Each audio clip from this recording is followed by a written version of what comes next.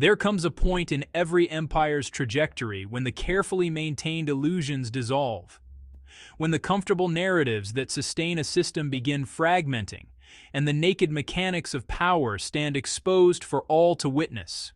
For the United States, this revelation didn't arrive with dramatic fanfare. It came with ink on paper, 9 times to be precise. 9 national emergency declarations signed during the initial 100 days of Donald Trump's second presidency. More emergency proclamations than any contemporary American president has issued in an equivalent time frame. More than Obama issued across 8 years. More than Biden issued throughout 4. But here's the part that won't make it into your evening news broadcast. Here's what gets buried beneath the sensational headlines about immigration enforcement and economic nationalism. Each of those signatures didn't merely announce a crisis. Each signature turned a key, and that key unlocks access to a vast arsenal of authorities that most Americans have never encountered and would find deeply disturbing to discover. 150 statutory powers, cataloged meticulously by the Brennan Center for Justice, after exhaustive investigation through obscure sections of American legal code. Powers permitting a president to commandeer communications infrastructure, to freeze financial accounts, to station military personnel on American streets, to circumvent Congress entirely and govern, in practical terms, through executive fiat. This isn't conspiracy speculation. This is the legal foundation of presidential authority in America. Constructed quietly across generations, occasionally tested, but never activated at this magnitude, with this speed, for objectives this disconnected from anything resembling an authentic emergency. And this week, something extraordinary occurred. Something that should have been inconceivable in our era of absolute partisan tribalism. Republicans in the United States Senate examined what their own president was implementing and said, enough. 5 Republican senators stood before their colleagues and voted to strip Donald Trump of his asserted power to initiate military operations in Venezuela without congressional authorization. 12 Republican senators voted in 2019 to block his initial border emergency. 3 Republicans joined Democrats to terminate his tariff emergency proclamations. Not sufficient to override a presidential veto. Not sufficient to halt the machinery, but sufficient to transmit a signal that even within the stronghold of Republican allegiance, fractures are forming. Because what we're observing isn't normal governance. What we're observing is the systematic transformation of emergency authorities, designed for wars and pandemics and genuine existential crises, into a general-purpose mechanism for implementing domestic policy objectives that Congress has explicitly declined to finance. We're observing the hollowing out of constitutional separation of powers. We're observing the emergence of what legal scholars are now describing, in increasingly urgent language, as an imperial presidency operating without constraints. And the most alarming aspect isn't what's happening. The most alarming aspect is that it's succeeding. I'm Dav. You're watching Hems Reports, and this is the story of how emergency powers became the weapon that's dismantling American democracy. Act 1. The Architecture of Emergency. To comprehend what's at stake, you must understand how emergency powers actually function in the American system. Most citizens assume that when a president declares a national emergency, the Constitution grants some vague temporary authority to act decisively in crisis. That's the cinematic version. The reality is far more precise and far more frightening. The National Emergencies Act, enacted in 1976, was supposedly a reform measure. Before that legislation, the United States had been operating under a patchwork of emergency authorities declared as far back as the Korean War, and never formally terminated. President Nixon, under congressional scrutiny during the Vietnam era, possessed access to hundreds of emergency powers with zero oversight, no expiration dates, no meaningful checks. The National Emergencies Act was intended to remedy that situation. It was designed to compel presidents to identify which specific powers they were invoking, to report regularly to Congress, and to provide Congress a mechanism for terminating emergencies that had exceeded their purpose. Here's what actually transpired. The law created a menu. 150 statutory authorities become available the instant a president signs a national emergency declaration. Some are mundane, expedited procurement procedures, accelerated permitting for disaster response. But embedded within that catalog are powers that read like an authoritarian's instruction manual. The president can, during a declared emergency, suspend environmental protections, impose economic sanctions on entire nations, regulate international financial transactions, assume control of communications networks, seize private property through eminent domain, and most critically, redirect military construction appropriations to projects that Congress explicitly refused to authorize. This is the authority Trump deployed in 2019 to construct his border barrier after Congress denied funding. This is the authority he invoked again in 2025, reinstating that border emergency on his first day back in office. And this time, he isn't limiting himself to immigration. This time, he has proclaimed a national energy emergency, a national emergency concerning trade imbalances, an emergency targeting drug trafficking organizations, an emergency over cybersecurity vulnerabilities, an emergency to justify tariffs on Canada, Mexico, China, and ultimately dozens of additional countries. 8 emergencies within his first 100 days. 11 active emergencies bearing his signature. No president in contemporary history has moved with this velocity or extended reach this far, and the legal framework supposedly constraining him has proven almost completely ineffective. Act 2. The trap Congress built. Here's the procedural trap Congress constructed for itself. The National Emergencies Act permits Congress to terminate an emergency by passing a joint resolution. Sounds reasonable, correct? Except that joint resolution requires the president's signature, the identical president whose emergency you're attempting to terminate. When he vetoes it, and he will, you need a 2/3 supermajority in both chambers to override. In practice, this means once a president declares an emergency, he can sustain it indefinitely unless his own party revolts in overwhelming numbers. Trump tested this mechanism in 2019. Both chambers of Congress, in a bipartisan vote, passed a resolution terminating his border emergency. Trump vetoed it, his first veto. Despite 12 Republican senators voting against him, insufficient votes existed to override. The emergency continued. The barrier got constructed with appropriations Congress explicitly prohibited for that purpose. And the precedent was established. This is what Elizabeth Goitein of the Brennan Center describes as the fundamental problem with emergency powers. Presidents can declare them with nothing beyond a signature. They can renew them annually in perpetuity.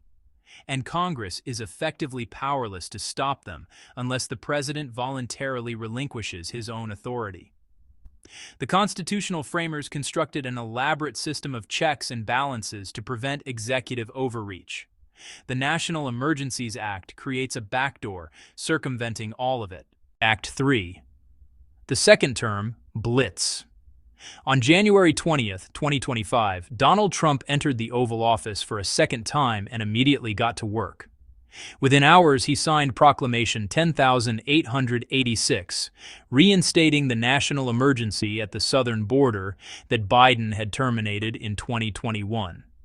The proclamation authorized deployment of armed forces and declared that military construction appropriations could be redirected to barrier construction. It was an opening shot, a signal that this term would operate without the political constraints that had slowed his first administration. That identical day, he signed Executive Order 14,156, declaring a national energy emergency. Not a regional shortage like the 1970s energy crisis. A national emergency encompassing the entire domestic energy supply, citing inadequate production as threatening national security. The order directed federal agencies to expedite fossil fuel projects, invoke emergency provisions of the Endangered Species Act and Clean Water Act, and explore using the Defense Production Act and federal eminent domain to seize land for energy infrastructure. It marked the first time any president had declared a national energy emergency. Critics observed that the United States currently ranks as the planet's largest oil producer. The emergency, they argued, wasn't about supply. It was about bypassing environmental regulations to accelerate extraction. He simultaneously signed Executive Order 14,157, designating Mexican drug cartels as foreign terrorist organizations under emergency authority. This unlocked an entirely different power set, enabling the Treasury Department to freeze assets and impose sanctions not merely on cartels, but on anyone deemed to be supporting them, a definition sufficiently elastic to potentially target political adversaries in Latin America. By February, emergency declarations were accelerating. Trump proclaimed an emergency at the northern border with Canada, focused on drug trafficking. He issued executive orders imposing tariffs on Mexico, Canada, and China, citing the International Emergency Economic Powers Act, which permits presidents to regulate commerce during declared emergencies involving unusual and extraordinary threats. The justification was fentanyl and illegal immigration. The mechanism was emergency powers originally designed for wartime economic sanctions. Then arrived April 2, 2025, Liberation Day.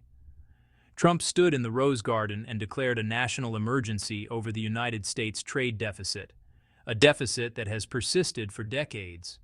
He invoked emergency powers to impose a baseline 10% tariff on virtually every nation globally, with country-specific tariffs ranging up to 41%, based on a formula his administration claimed measured reciprocal trade barriers.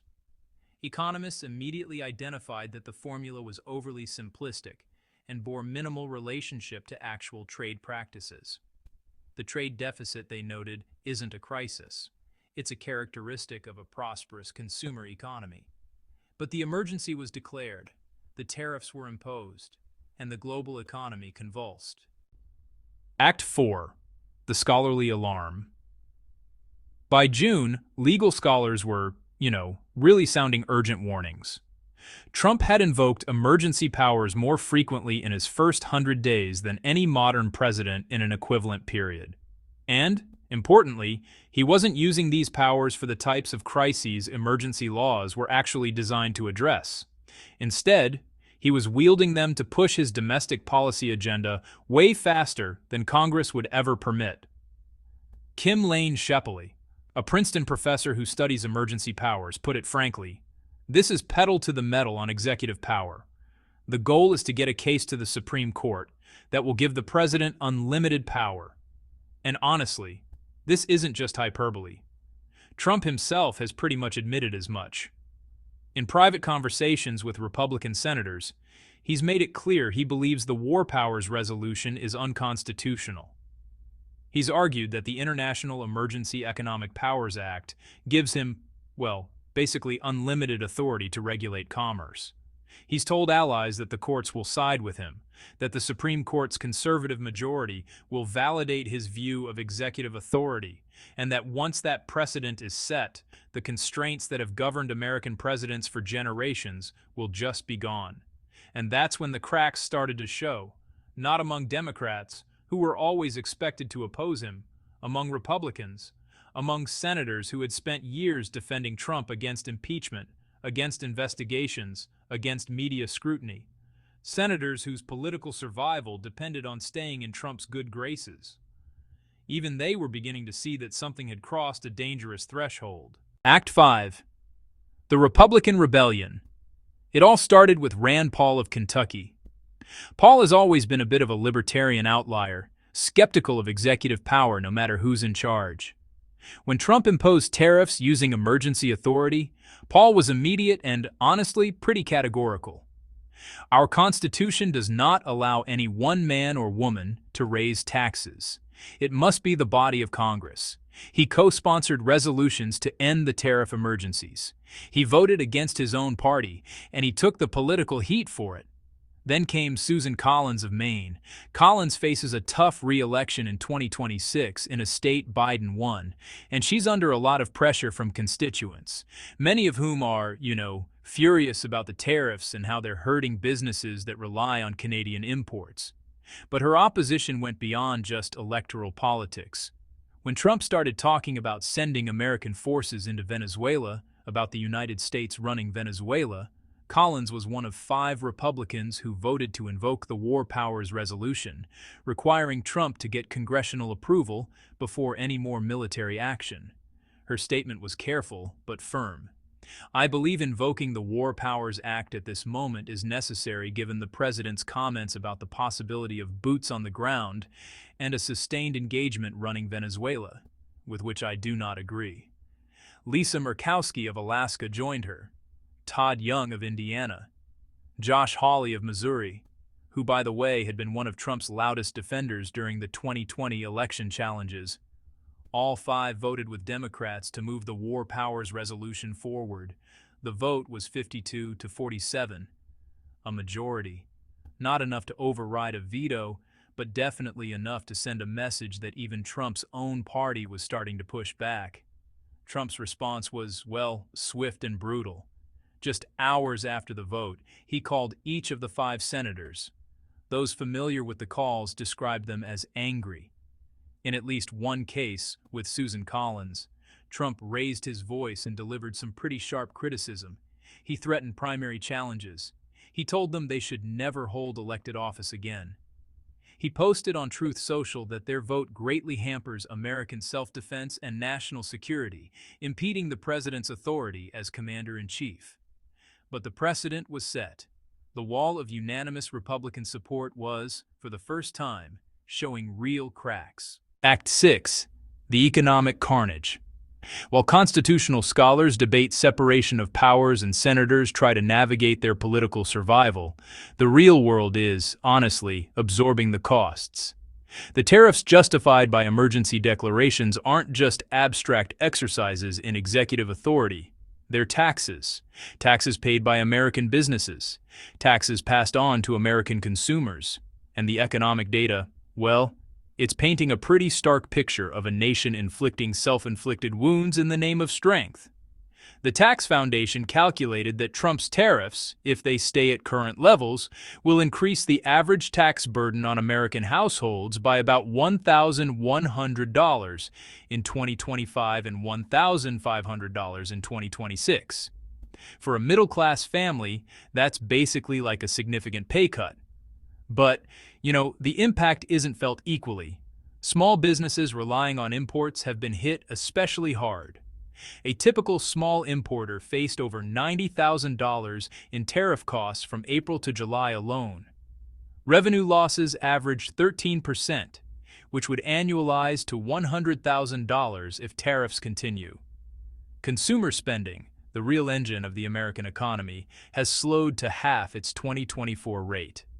The Producer Price Index, which measures costs before they reach consumers, jumped 0.9% in a single month in July 2025, the biggest increase in over 3 years. Housing construction has stalled as tariffs drive up material costs. Trucking and logistics companies have announced mass layoffs, citing weak demand and a lot of uncertainty. More than 4,000 jobs in freight-related industries were eliminated in just the past few weeks. California, the largest state economy, has taken the hardest hit. California firms racked up $11.3 billion in tariff costs from January through May 2025, the highest of any state. The Yale Budget Lab estimated tariffs will cost the average household an extra $2,400 in 2025. And these aren't just projections. These are costs already being paid. And then there's the chaos, what some economists are now calling the Trump turbulence tax. The cost isn't just from the tariffs themselves, but from all the uncertainty, the abrupt reversals, the deals announced and then delayed, the exemptions granted and then revoked. On Liberation Day, Trump declared tariffs on pretty much every country. Then he delayed them for 90 days. Then he delayed them again. Then he imposed them on some nations but not others. Then he announced deals that turned out to be just temporary truces. Businesses trying to plan supply chains, set prices, or manage inventory have been left, well, paralyzed. Do you stockpile? Do you pass costs to consumers? Or do you wait and hope for a reversal? Each decision is a gamble, and every gamble, honestly, comes with a cost. Act 7. The Geopolitical Shift. J.P. Morgan warned the United States is heading toward recession. They downgraded global growth forecasts comprehensively. The International Monetary Fund issued statements urging restraint. Even Trump's own Treasury Secretary, Scott Bessent, a hedge fund manager who understands leverage and risk, has reportedly expressed private concerns about the strategy's sustainability. Bessent understands what Trump appears not to grasp. When you control the world's reserve currency and begin behaving like a rogue state, deploying emergency powers to coerce your own allies, the world begins seeking alternatives. China and the BRICS nations are observing this closely and taking notes. They're accelerating plans for alternative payment systems. They're shifting trade from dollars into local currencies. They're demonstrating in real time that Washington's permission isn't required to conduct commerce. Every emergency declaration, every arbitrary tariff, every threat issued via Truth Social at 3 a.m. provides ammunition for Beijing's argument that American hegemony isn't merely declining, it's actively self-destructing. Act 8. The Judicial Battleground. While economic damage mounts and political rebellion simmers, the ultimate confrontation is unfolding in courtrooms. Because if Trump's emergency powers are validated by the Supreme Court, this won't be a temporary aberration. It will become the new standard. It will be authorization for every future president, Democrat or Republican, to bypass Congress whenever convenient. It will represent the death of the legislative branch as a meaningful check on executive power. The first major case reached the United States Court of International Trade in May 2025. The plaintiff, Learning Resources, an Illinois-based educational toy manufacturer dependent on imports for its supply chain.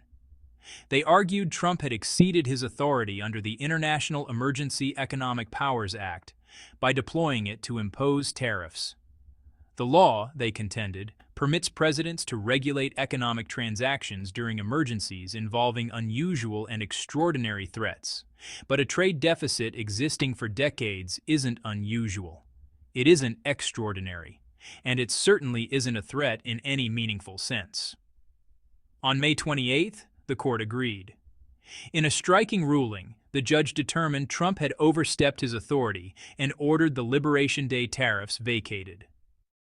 Days later, a district court in Washington went further, determining the IEEPA doesn't authorize tariffs whatsoever. The law, the judge wrote, was designed for sanctions, asset freezes, targeting specific bad actors during crises. It was never intended as a blank check for rewriting trade policy. Trump's Justice Department immediately appealed.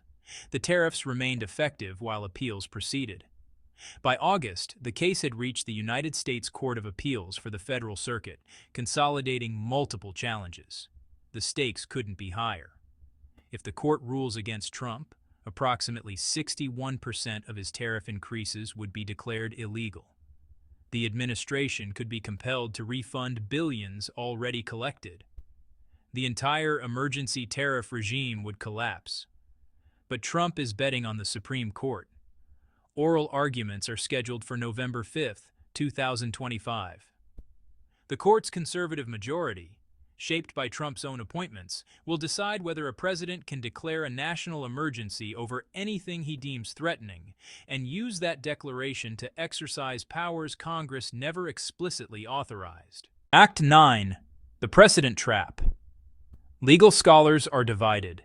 Some argue the law is clear. Congress intended emergency powers for genuine crises, not policy disagreements.